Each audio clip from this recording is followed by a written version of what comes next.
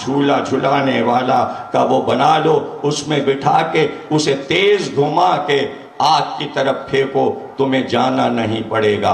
ابراہیم کو منجنیق میں بٹھا کر گھمایا گیا اور پھر طاقت کے ساتھ آگ کی طرف پھینکا گیا۔ ادھر ابراہیم فضا میں آئے، ادھر جبریل نے اللہ سے کہا میں جاؤں، تیرا خلیل ہے، تیرا دوست ہے، کہ اگر حسرت ہے دل میں تو جاؤ۔ جبریل نے کہا تھا، ان کا ارمان تھا، وہ اللہ کے دوست کو بچانا چاہتے تھے۔ اللہ نے کہا جاؤ۔ فضا میں تیز آئے جبریل پرواز کرتے ہوئے، اور فضا میں ابھی تھے ابراہیم، کیا کر سلام کیا، کہ یا نبی اللہ مدد درکار ہے، کہاں درکار ہے مگر تم سے نہیں۔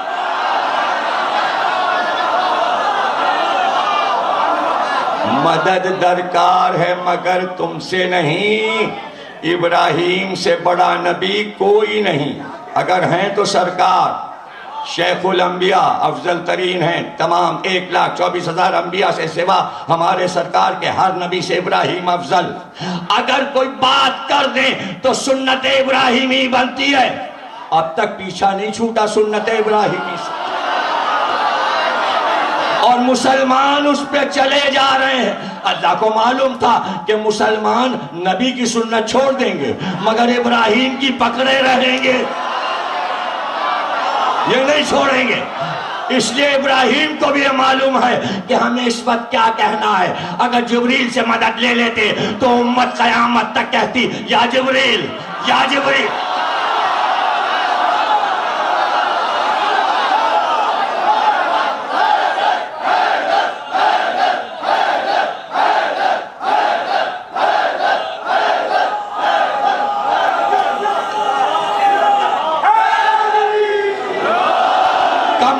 درکار ہے، لیکن جس سے درکار ہے وہ جانتا ہے، وہ جانتا ہے۔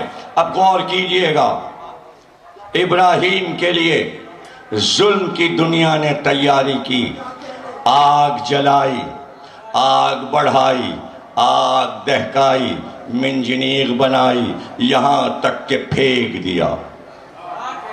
ظلم اپنے سارے کام مکمل کر چکا، ظلم کی حد ختم ہوئی، اللہ چپ رہا، اللہ چپ رہا۔ چاہتا تو بادل لاتا، آگ بجھاتا، منجیق بنانے والے کے ہاتھوں کو شل کرتا، لیکن چپ رہا۔ بتانا یہ تھا جہاں ظلم کی حد ختم ہوتی ہے وہاں سے ہماری حد شروع ہوتی۔ یاد رکھیے گا ایک ایک لفظ، بہت نازک منزلوں سے گزر رہا ہوں۔ اللہ نے کہا ظلم اپنی حسرتیں نکال لے، آگ دہکا لے، آگ جلا لے، منجنیق بنا لے، ابراہیم کو پھینک دے۔ اب یہ نہ سوچنا کہ حسین کربلا میں تھے، سب کچھ ہو رہا تھا، اللہ مدد نہیں کر رہا تھا، اللہ چپ تھا۔ جب ظلم کی حدیں ختم ہوئی، سر کاٹ چکے، نیزے پہ رکھ چکے، اللہ نے کہا اب ہماری حد شروع۔ حسین بولو،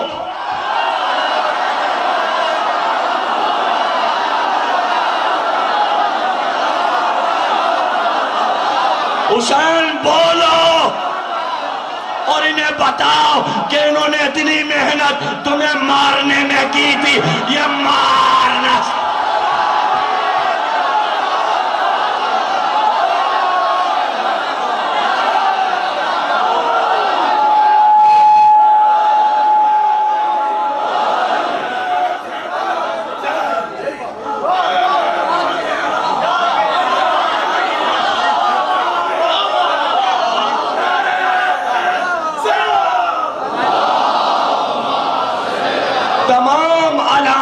ظہور پڑھ ڈالو، اور جب تم یہاں پر پہنچو گے کہ آخری علامت کیا ہے کہ جب وہ ظاہر ہو جائے تو مہدی آ جائیں گے۔ آخری علامت سنو، سب شیعہ سنی لکھتے ہیں کہ جب مشرق میں آگ نظر آئے اور مغرب میں آگ نظر آئے اور تم اپنے گھر میں بیٹھ کر وہ آگ دیکھو، بس سمجھ جانا مہدی اب آنے والا ہے، مہدی آنے والا ہے۔ یہ تو حدیث ہے، آج کے سائنس کے اعتبار سے مشرق و مغرب میں آگ کہاں سے آئے گی؟ اب تو نمرود بھی نہیں ہے، اب تو نمرود بھی نہیں ہے۔ تو یہی لکھا دانشوروں نے کہ ایٹم بم ایسے بن چکے ہیں کہ اگر پھینکے جائیں تو آسمان تک آگ جائے گی۔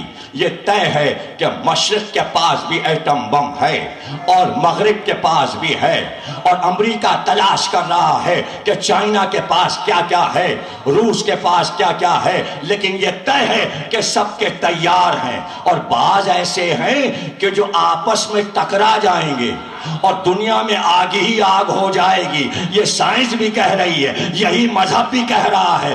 تو کہنا یہ ہے کہ آپ پوچھتے مہدی کیوں نہیں آتے، مہدی کیوں نہیں آتے؟ مہدی جب آئیں گے جب انسان اپنی ترقیوں میں خود آگ لگا لے گا۔ آگ تو لگاؤ، نمرود نے آگ جلائی اور ابراہیم آئے۔ جب دنیا آگ بنے گی فخر ابراہیم آ جائے گا۔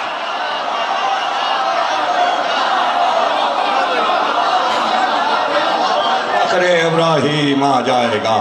آخری پیشین گوئی، مشرق و مغرب میں آگ نظر آئے، ان کا ایٹم بم ان پہ گر جائے گا، ان کا ان پہ گر۔ اب بچا ہی کیا ہے؟ سب کچھ تو ہو چکا، صرف ایٹم بم ہی تو استعمال کرنا ہے۔ حسرتیں رہ گئیں، 2 گرائے تھے جاپان میں، سارے تو بچے رکھے ہیں۔ چونکہ خود گرانا ہے اس لیے سب کے چھین لو، پاکستان کا بھی لے لو، ایران میں بھی نہ رہے، بس ہم رہیں تاکہ ہم ہی پھینکیں۔ لیکن چائنا اور روس سے کیسے چھینے؟ یہاں تو ٹکر کا معاملہ ہے۔ تو وہ تو حدیث میں آ گیا، لڑ مریں گے، ایک دوسرے کو جلا دیں گے۔ ارے جلا لو نا، جلا لو نا، آگ تمہاری، ارے ہم تک آگ کہاں آتی ہے؟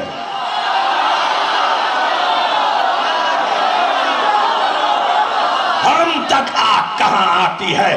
اس لیے کہ ابراہیم آگ میں چلے، جیسے ہی قدم آگ پر پہنچے تھے کہ وہ شعلے پھول بنے، چنگاریاں کلیاں بنی، چٹکتا ہوا ایک گلستہ کھلا، اور اس گلستہ میں ایک تخت تھا، تخت پہ ابراہیم تھے۔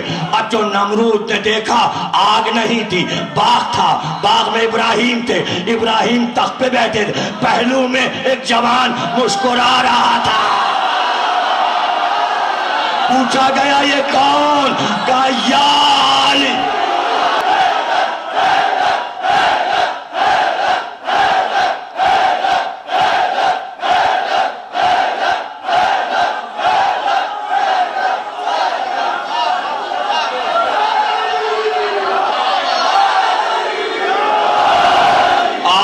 سرد ہو گئی، آگ سرد ہو گئی۔ مناظرہ تھا نمرود کے دربار میں ابراہیم کا، اور نمرود نے پوچھا تو کیا چاہتا ہے؟ کہ میں یہ چاہتا ہوں کہ اپنے دعوے سے دستبردار ہو جا، خدا تو نہیں ہے، میرا خدا۔ کہ تیرا خدا کیا کرتا ہے؟ ابراہیم نے کہا میرا خدا زندگی دیتا ہے، موت دیتا ہے۔ نمرود کے پہلو میں ایک دوست بیٹھا تھا، اسے گھوسا مارا، وہ مر گیا۔ ایک قید خانے میں تھا جسے پھانسی کا حکم تھا، اسے آزاد کیا۔ کہ اس کو موت دی میں نے، اس کو زندگی دی، خدا میں ہوں۔ یاد رکھیے گا، مناظرہ اسے کہتے ہیں کہ جہاں دلیلیں دونوں طرف سے برابر کی چلے، لیکن جب بڑی دلیل آ جائے تو اپوزیشن جب خاموش ہو جائے تو فتح ہوتی ہے، پھر دلیل کا جواب نہیں ہوتا۔ ابراہیم نے مناظرہ جیت لیا نمرود سے۔ مناظرہ تھا توحید پر، سارے مناظرے توحید پر ہوتے ہیں۔ نہ ہم خلافت علی پہ لڑ رہے ہیں، نہ فدق پہ لڑ رہے ہیں، ہم صرف اس لیے لڑ رہے ہیں کہ اللہ کو مانو تو صحیح اللہ کو مانو۔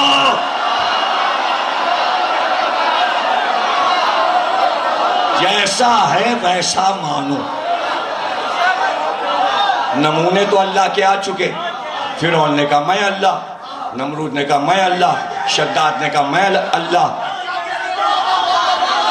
تو اللہ تو کئی طریقے کے ہو گئے۔ اگر آپ نمرود جیسا اللہ مان رہے ہو، اگر آپ فرعون جیسا اللہ مان رہے ہو، تو ویسا اللہ مانو جیسے محمد اور علی کا اللہ ہے۔ تو اسی کا تو مناظرہ ہے. یہ سب توحید پر ہیں تقریریں، توحید پر. اب اوروں کے نام کیوں آتے ہیں؟ اس لیے کہ جنہوں نے توحید کو زندہ کیا ان کا ذکر تو بار بار آئے گا، چاہے وہ ابراہیم ہو یا محمد ہو یا علی ہو یا حسن ہو یا حسین ہو یا فاطمہ ہو. جنہوں نے توحید کو زندہ کر دیا اور اس کے کائنات کی لاج رکھ لی. جس نے توحید کو نورانی بنا کر پیش کیا کہ نور ہی نور ہے اور سمجھو کہ معبود کیا ہے. ایک بار دلیل قائم کی. ابراہیم نے کہا اچھا موت بھی تو دیتا ہے اور زندگی بھی تو دیتا ہے، لیکن ہمارا رب مشرق سے آفتاب نکالتا ہے، مشرق سے آفتاب نکالتا ہے. اگر تو رب ہے تو مغرب سے نکال کے دکھا. کہتے یہ سن کر نمرود کی بات، ابراہیم کی بات سن کر نمرود بغلیں جھانکنے لگا. یہ قرآن کے الفاظ ہیں. مناظرے کی فتح یہ ہے کہ دشمن بغلیں جھانکنے لگے.